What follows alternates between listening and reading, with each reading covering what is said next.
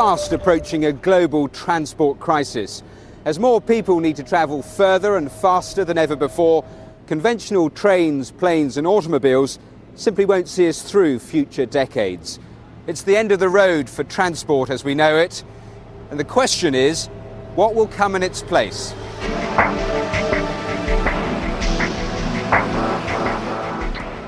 "30 years from now, oil reserves will have run dry, there'll be no fuel, the combustion engine will be dead, and the conventional car condemned to the scrap heap." A bleak future? Well, perhaps not. A new generation of vehicles could save us from this grim fate.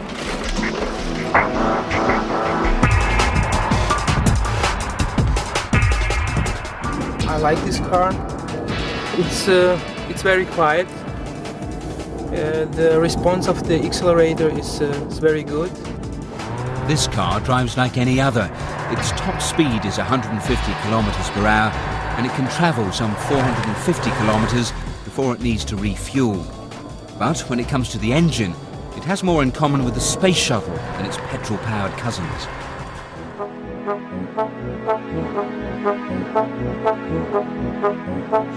Ever since the car revolution took off with Henry Ford's production line, vehicles have relied on the internal combustion engine. As we start the 21st century, it's still at the heart of the car.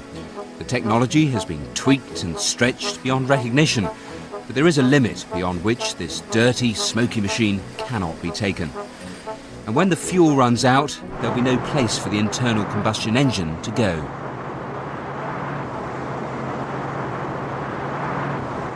And that's where the Necker 4 comes in. It's the latest in a series of alternative power cars to be developed by Daimler Chrysler. It's an electric car, but unlike any that has been seen before. Until now, these cars have been weighed down with heavy batteries. They can manage only low speeds over short distances and need to be recharged for long periods. So Daimler Chrysler decided to take a different approach. What if the electricity was made on board the car itself? And what if it could be generated using the most abundant fuel of all, hydrogen? We need here no fossil fuels. It means so long we have water energy, the sun is shining, we can produce the hydrogen. And in the same time we don't pollute the environment. The electricity is made inside a fuel cell, a box where hydrogen and oxygen are combined to make water. During the reaction, energy is released, electrical energy that can be harnessed to drive the car. When you push the accelerator, the hydrogen goes through this tube into the gas channel, and it provides our fuel cell with hydrogen. From the other side, we supply the oxygen from the air, and we let react it inside the fuel cell to electricity.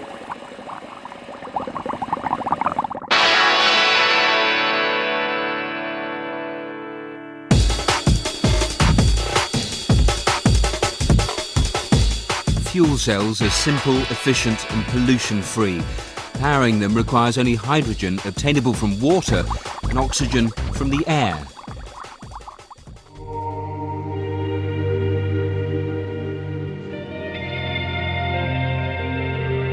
Which is why one country with plentiful supplies of both is planning to convert its entire transport system to fuel cells.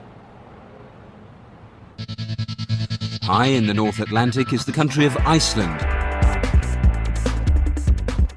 A clue to why they're thinking so radically can be found on the farms of men like Olaf Eggersten. His farm has its own generator, the cowshed is air-conditioned, feed is dried, and there's even a hothouse where he can grow Mediterranean fruits. And the energy to do this costs next to nothing. The land here has many resources. It's just a question of making the most of them. Iceland sits on the point where the continental plates of Europe and America meet, creating a geothermal hotspot. Steam and water bubble out of the earth, providing both heat and energy to drive turbines. Elsewhere, there are abundant waterfalls from melting glaciers, providing non-stop hydroelectric power. Iceland already generates 2/3 of its domestic power from these waterfalls and geysers, yet this uses just 1% of the country's natural resources. So, these two men, Hjalmar Arnason and Bjorn Skulason, plan to tap this energy source further and produce hydrogen from water, taking Iceland, and perhaps the rest of the world, out of the carbon economy completely. With respect to all the sustainable energy we have here around us and the manpower we have in Iceland, I believe that Iceland will become the first hydrogen society in the world. Arnason is a member of parliament and a visionary, and he heads a committee that is dedicated to making his dream a reality. He and Skulason have set up a company to draw up the blueprint for Iceland's future, and perhaps the future for the rest of the world. And they've been captivated by the Neckar project's success. The changes with fuel cells could be, to begin with, the buses and the such vehicles. Then you have passenger cars developing, and hopefully the automakers will be mass producing fuel cell vehicles in 2004 or 2005. Hopefully, shortly after that, we will have mass production of ships which could be powered by fuel cells. In the long run, we could also power airplanes with fuel cells or with hydrogen, since already all space shuttles and so on are powered by hydrogen. To fuel this ambitious plan, Iceland is going to need to produce hydrogen on a large scale. But with nearly unlimited geothermal and hydroelectric power to hand, it'll be in a position to manufacture the gas cheaply and in bulk. And that's not all. What is more, we see that within not many years, we might start exporting, and we will pretty soon start exporting hydrogen from Iceland to the international market and obviously make money. Perhaps we will end like Kuwait of the North. That is our future dream. Within 20 years, every car, truck and bus in Iceland will run on a hydrogen-powered fuel cell. And it may not be too many more years after that before we're all driving cars with fuel cells instead of engines and Icelandic hydrogen in place of Middle Eastern oil. Hydrogen-powered cars may not be the only new way to get around. Japanese scientists may already have found the ideal energy source for the transport of the future in the form of a powerful natural phenomenon. It is one of the four fundamental forces of nature generated by molten metal at the core of the Earth. And now it's being used to push a train along a track. That force is magnetism. These giant magnets power the fastest train in the world. They're so strong that they have to be superconductive and cooled by hydrogen. They're coupled with magnets on the track, which attract and repulse to pull the train along. The result of all this high-tech engineering is a train that could travel from London to Paris in less than an hour.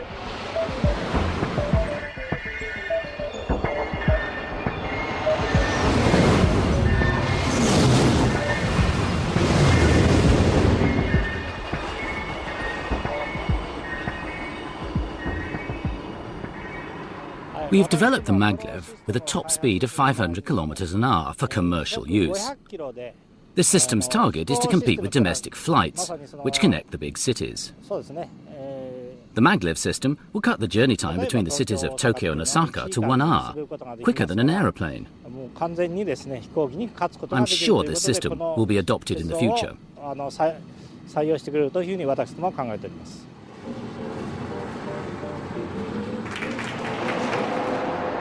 If this sounds familiar, it's because it is. Magnetic trains have been around since the 1960s. The desire for high-speed intercity links pushed everyone to look for alternatives to the traditional rail system. A floating train seemed the answer. Using magnets to levitate the vehicle above the track removed friction, and the electromagnetic repulsion that drove the train forward was pollution-free and virtually noiseless.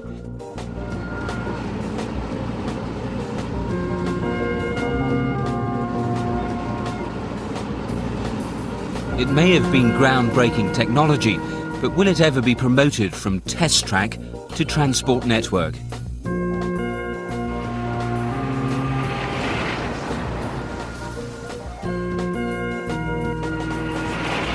In 30 years of working with maglev, Professor Tony Eastman has closely followed its development.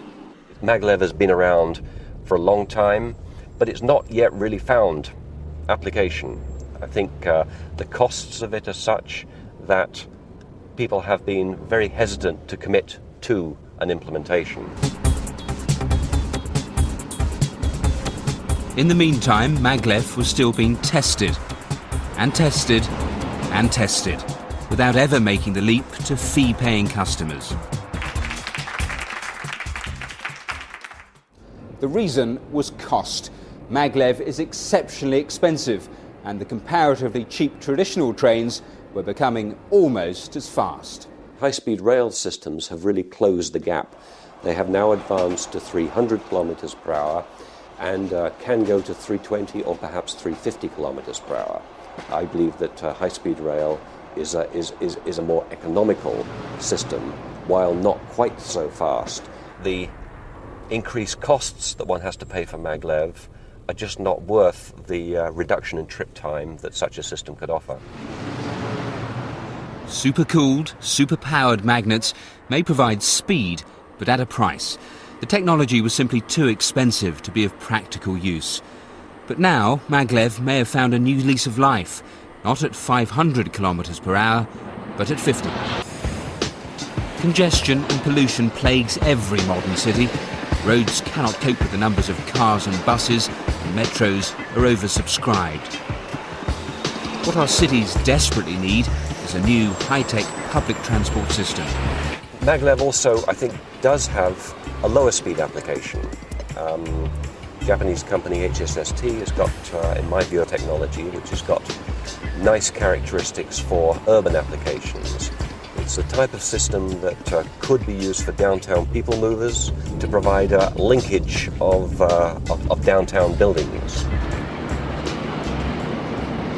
It may not be as swanky as its big brother, but HSST works on exactly the same magnetic principles as its high-speed sibling. It turns out that all the characteristics developed for speed are also useful in an urban transport system. Gripping the track provides safety. Magnets are non-polluting, and magnetic force can even cope with the most extreme weather.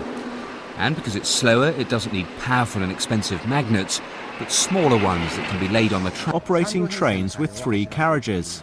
These trains do not have drivers. This plan has already been put into effect, and I believe it will be a very important transport system in the 21st century. Back for a fraction of the cost. We have developed it as a high-speed urban transportation system with a top speed of 100 kilometers per hour.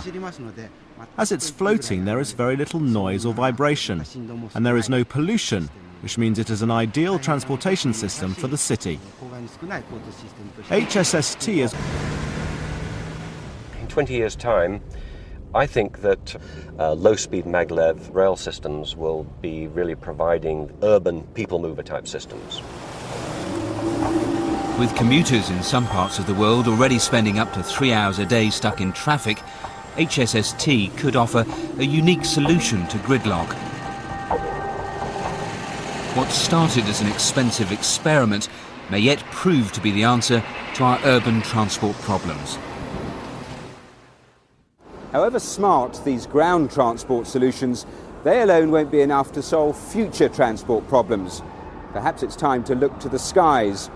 But today's aircraft won't be able to cope with the ever-increasing number of passengers and cargo, and the high-tech alternatives, the rocket ships and space planes we've been promised, are still firmly in the realms of science fiction. Which is why some scientists believe we may already have the solution right under our noses, in the shape of a 100-year-old idea. The airship. Quiet, spacious, environmentally friendly, and able to carry hundreds of passengers or tons of cargo.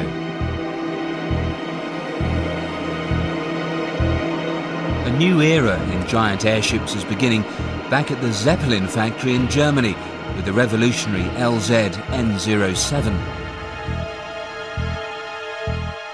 The flight test phase is over, so it means we know everything of the behavior of the ship, and also we improved, of course, certain parts of the ship, and we are ready for certification now. Zeppelin have used space-age materials and state-of-the-art engineering to construct their lighter-than-air craft, which they predict will take the transport world by storm, just as airships like these did decades ago. Most of these early airships were rigid, with an elaborate internal skeleton of heavy metal beams. Their huge envelopes were filled with the lightest gas, hydrogen. But this design was fatally flawed. When the Hindenburg exploded into a fireball, it was the beginning of the end for the airship.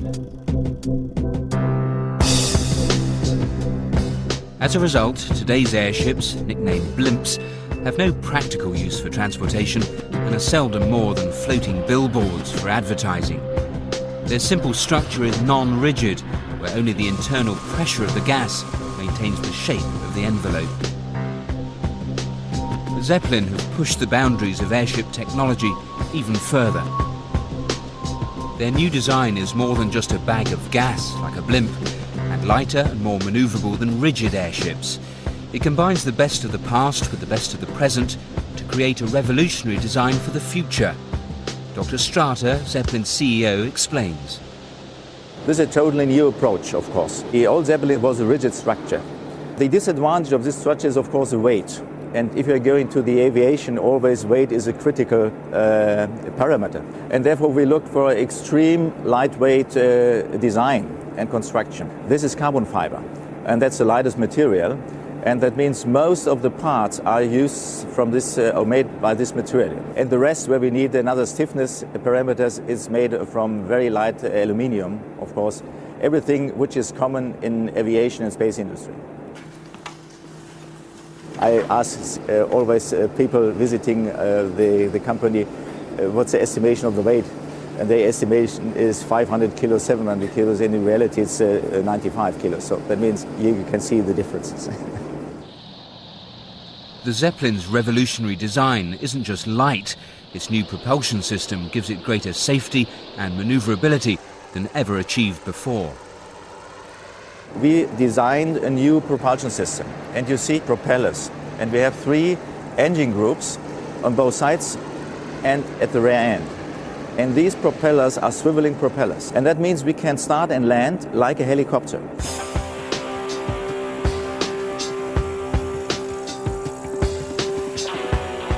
This increased manoeuvrability, together with a state-of-the-art cockpit, makes the once dangerous takeoff procedure now both safe and simple. After we have the clearance from the tower, then we tell the crew chief that we're ready to go off mast. And all these handles then at that time are forward here.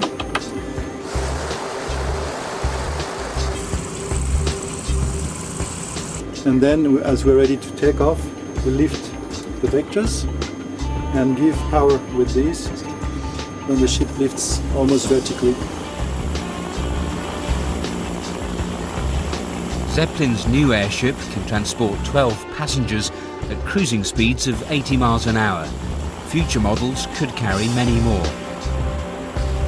But when it comes to solving future transport problems, Zeppelin's new passenger model is just the beginning. The real challenge for the future is cargo transport. If the burden of moving goods and machinery around the world could be taken off the roads, it might make travelling for the rest of us much more bearable.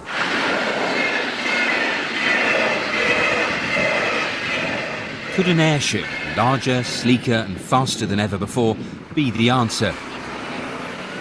It seems so. Brand Air Force Base in the former East Germany, once home to Russian fighter aircraft during the Cold War, is now a centre of airship excellence. Here, engineers have plans to build the biggest and most ambitious airship yet. The cargo lifter will carry payloads of up to 160 tons. That's the weight of a jumbo jet. The cargo lifter is the basic idea to combine an airship with a crane system. The major job they will do, they will transport heavy lift outsized goods. Just to give you a comparison, the size of the goods is about 50 meters long, 10 meters wide, 10 meters high. So this is a three-store building actually, what we can transport. So we are focusing on these heavy machinery parts out of the power plant industry, civil engineering industry, out of the oil industry. So we can transport high volume goods, what's not possible today. The cargo lifter will be so big that a special purpose hangar has been designed to house the first two models and to serve as a production facility. It will be the largest hangar on Earth. But before the full-scale cargo lifter can be produced, a smaller prototype model must be put through its paces to see if the new technology will work. This is the 1/8 scale model of the cargo lifter, affectionately named Joey. We are very satisfied with the flight tests we have done so far. Joey serves many important purposes for us in the development process and in the construction process of the cargo lifter, because it was a kind of rehearsal for us. Joey's success has allowed the engineers to begin production of the full-scale model.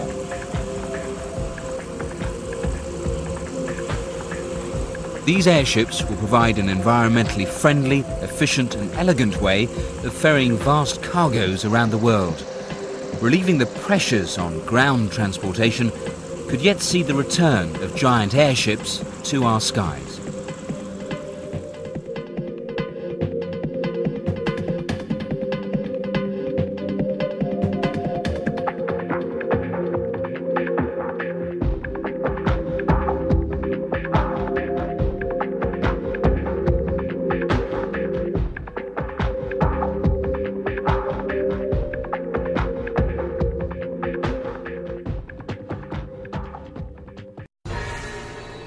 Standing proud off the coast of Dubai is one of the most incredible buildings on the planet. At 321 meters, it soars higher than the Eiffel Tower. It's the tallest hotel on Earth and the most luxurious. Its name means the Arabian Tower. This is the Burj Al Arab, a structure designed to amaze. But creating this 21st century icon was an epic struggle that pushed everyone involved to the limit.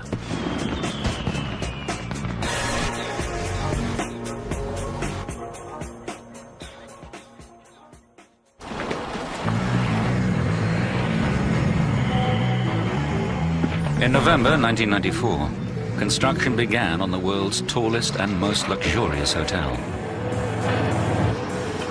The pressure was on from day one. With the eyes of the world watching, no one on the project wants to disappoint this particular client. Sheikh Mohammed bin Rashid Al Maktoum, then Dubai's crown prince, is the visionary. Continues to work towards re-establishing the site at Lomako. My house was over there. Her goal is to find the specific animals that she identified and tracked before the war. Yes? Oh, yes. But in the Congo, simmering tensions could threaten to boil over. Without long-term security, the jungles will remain a place to hunt animals rather than study them.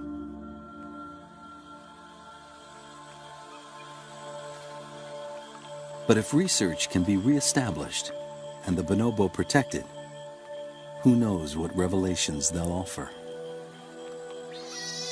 The bonobo's world is a kind of time machine, an important rear window on our own history.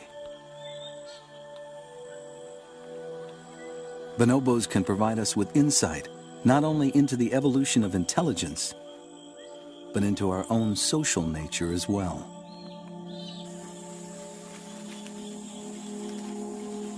Now that they've managed to survive the war, we have the chance to discover more about our peace-loving cousins and possibly find out more about ourselves.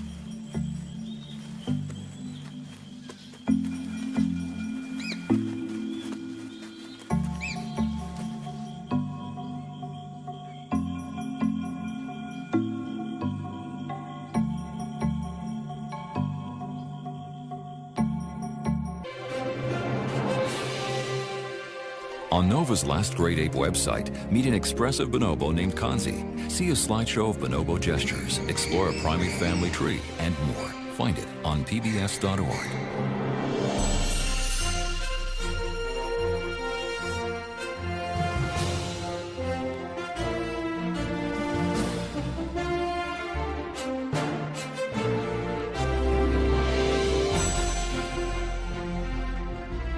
Educators and other educational institutions can order this or other NOVA programs for $19.95 plus shipping and handling. Call WGBH Boston Video at 1-800-255-9424.